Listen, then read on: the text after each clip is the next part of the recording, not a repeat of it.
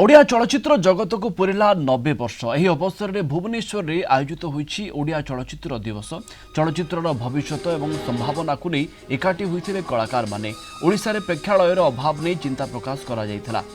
गीत गोविंद सदन में आयोजित कार्यक्रम में वरिष्ठ निर्देशक प्रयोजक अभिनेता और टेक्नीशियन माने जोग देथिले। प्रथम ओडिया सिनेमा सीता विवाह को मन पका जाइथिबा बेले आगामी दिन में ओडिया चलचित्र को केमिति आहुरी सुदृढ़ करा जिवो से नहीं आलोचना होइथिला। सेबडी एप्रिल 28 को सरकारी भाव में ओडिया चलचित्र दिवस घोषणा करने पर मुख्यमंत्री पाखरे दाबी करिसेंती कलाकार माने। प्रथम ओडिया चलचित्र मुक्ति लाभ करथिला आज दिन में तेणुक दिनटी मोहन सुंदर देव गोस्वामी प्लस ता सहित आमर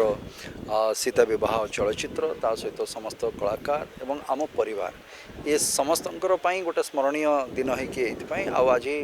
गोटे छात तले प्रायतः जो मान को कहला समस्ते प्राय आसी किसी कार्यवस्तु को आसी पार ना समस्त ये परिवारटा को गोटे थर देखिबार गोटे सुजोग आसे एवं बड़ कथा हूँ गत वर्ष ये द्वितीय वर्ष आम पालन करुचे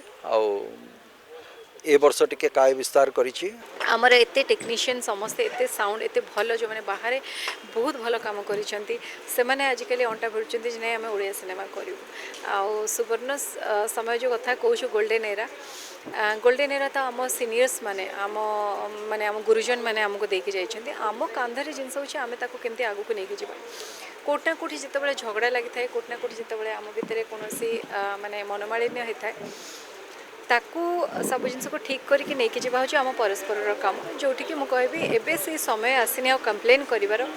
बरम समस्ते समस्त सहित सहयोग हाथ बढ़ाई सिनेमा कर देखो केते गुड़े सिनेमा रिलीज हो गलानी सब सिनेमा भल होइछि।